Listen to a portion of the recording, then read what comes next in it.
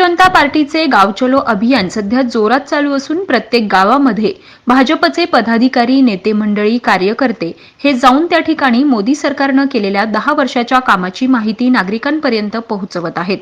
एवढंच नाही तर कोणत्या कोणत्या योजना सध्याला केंद्र शासन नागरिकांना देत आहे याची माहिती देऊन आपणही या योजनेचा लाभ घ्यावा असे आवर्जून सांगत आहेत. नगर शहरामध्ये माजी पालकमंत्री राम शिंदे यांनी गाव चलो अभियान अंतर्गत नागरिकांच्या भेटीगाठी घेतल्या. यावेळी त्यांचे जोरदार स्वागत हे शहरामधील नागरिकांनी केले.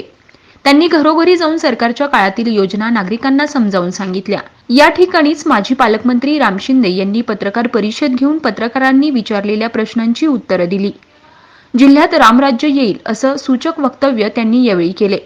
तसेच मी लोकसभेसाठी इच्छुक असल्याचं त्यांनी यावेळी सांगतानाच विरोधकांवर देखील त्यांनी आपल्या शैलीत टीका केली आहे.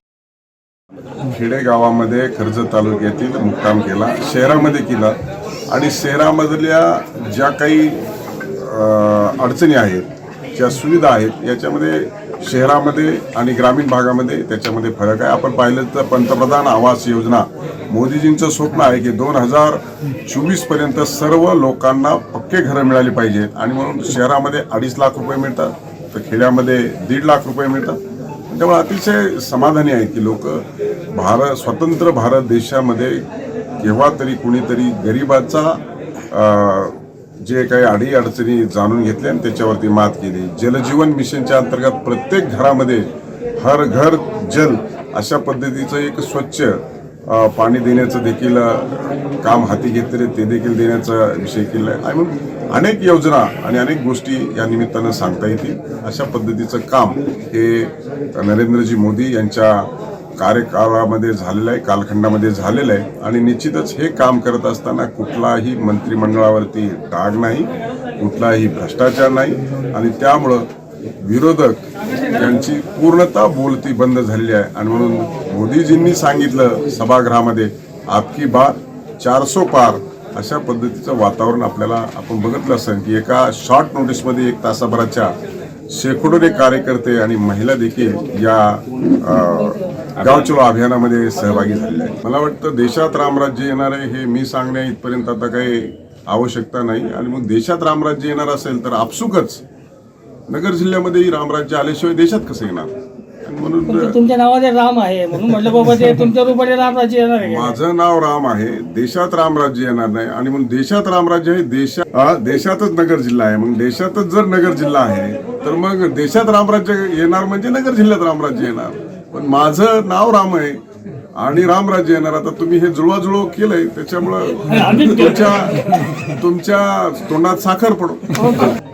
ओबीसीच्या मेळाव्याला मी माननीय उपमुख्यमंत्री देवेंद्रजी फडणवीस यांची संत वामनभाऊ यांची जयंती गैनाथगड येथे होती आणि मी त्या सार्वजनिक कार्यक्रमामध्ये पूर्वनियोजितच ती जयंती दरवर्षी आणि सालाबादप्रमाणे असते. मी त्या कार्यक्रमात होतो, त्यामुळे इथे पोहोचू शकलो नाही. त्यामुळे माझ्या सदिच्छा ओबीसीच्या मेळाव्यासाठी होत्याच आणि सगळ्यांसाठीच होत्या. शेवटी कोणताही लोकप्रतिनिधी कोणत्याही जाती धर्माचा एकाचा राहत नाही, तो सगळ्यांचा असतो आणि तीच माझी भावना आहे. उतरलेला नेमकं उमेदवार कोण असणार? नाही, उमेदवार कोण असणार हे काही कोणालाही सांगता येणं शक्य नाही. राज्याचं पार्लमेंटरी बोर्ड आहे, देशाचं पार्लमेंटरी बोर्ड आहे. पार्लमेंटरी बोर्डामध्ये सर्व विषयावरती साधक बाधक चर्चा होऊन नेतृत्व आणि पक्ष त्याच्यावरती निर्णय घेतं आणि त्यामुळे राज्याचं पार्लमेंटरी बोर्ड त्या संदर्भामध्ये योग्य ती भूमिका सांगेल आणि त्यानंतर केंद्राच्या पार्लमेंटरी बोर्डातून त्याची यादी जे संभाव्य किंवा भारतीय जनता पार्टीचे उमेदवार आहेत त्या संदर्भामध्ये योग्य त्यावेळेस ते जाहीर होतील. त्यामुळे हे अभियान फक्त पक्षाशी निगडीत गाव चलो अभियान म्हणून आहे. त्यामुळे आता ही लगबग लोकसभेच्या दृष्टिकोनातून सुरू आहे. लवकरच आचारसंहिता लागण्याची शक्यता आहे. त्यामुळे तुम्ही जे सांगताय ती प्रक्रिया आता भारतीय जनता पार्टी येणाऱ्या कालखंडामध्ये पूर्ण करेल. तुमची तयारी आहे का? मी अगोदरच इच्छुक आहे म्हणून सांगितलंय. त्याच्यामुळं इच्छुकाच्या यादीत माझं एक नाव आहे. आता अनेक जण इच्छुक आहेत आणि मग इच्छुकाच्या यादीत नाव आहेत हेच पार्लमेंटरी बोर्डात चर्चेला जातात. मग कोणता उमेदवार कशा पद्धतीनं योग्य ठरेल आहे त्या प्राप्त परिस्थितीमध्ये भारतीय जनता पार्टी आणि महायुतीला यश कसं संपादन करेल, निवडणूक कशी जिंकेल आणि म्हणून या सगळ्या गोष्टीची चर्चा राज्याचं पार्लमेंटरी बोर्ड, देशाचं पार्लमेंटरी बोर्ड हे करेल आणि त्याच्यावर अतिशय बारकाईने आणि तपशीलवार चर्चा होऊन उमेदवार अंतिम होईल आणि नंतर त्याची यादी जाहीर होईल. खरं जामखेडमध्ये जयंत पाटलांच्या उपस्थितीमध्ये एक मेळावा झाला राष्ट्रवादीचा. तर त्यावेळेला रोहित पवार म्हणले की जखमी वाघ जो आहे त्यांनी शरद पवारांना जखमी वाघ म्हटले. जखमी वाघ हा खूप भयानक असतो, घातक असतो. तो आम्ही हे जखमी वाघ वगैरे काही नाही, दात राहिलेले नाहीत, व्याकुळ झालेला आहे आणि कुठल्याही पद्धतीचं जखमी वाघ काही करू शकत नाही.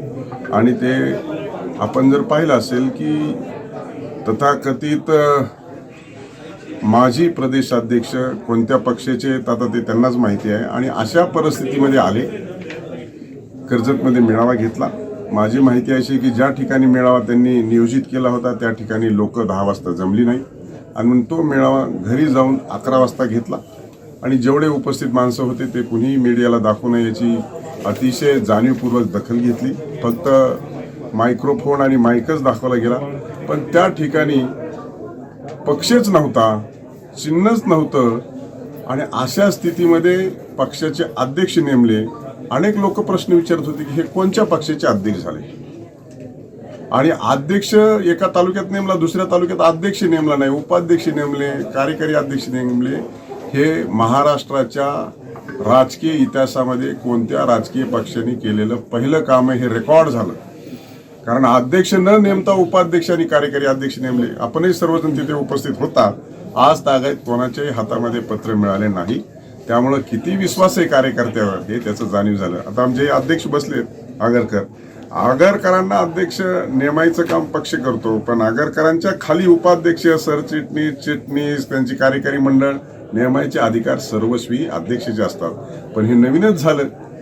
उपाध्यक्ष नेमले, सरचिट नेमले, चिटणीस नेमले, कार्याध्यक्ष नेमले आणि अध्यक्षच नेमला नाही. अशा पद्धतीचं जयंत पाटलांच्या उपस्थित होणं हे गैर आहे. मला वाटतं कोणाला समजतं का नाही समजतं हे मला माहीत नाही, पण जयंत पाटलांना हे चांगलं उमजत होतं तरी देखील बोललं नाही. या प्रश्नाचं उत्तर त्यांनी देणं आवश्यक. यावेळी भाजप शहर जिल्हाध्यक्ष अभय आगरकर, माजी महापौर बाबासाहेब वाकळे, नगरसेविका सोनाबाई शिंदे, युवा नेते करण कराळे, सतीश शिंदे, सावेडी मंडळ अध्यक्ष नितीन शेलार, महिला मोर्चाच्या अध्यक्षा प्रिया जानवे यांच्यासह भाजप पदाधिकारी कार्यकर्ते मोठ्या संख्येने उपस्थित होते.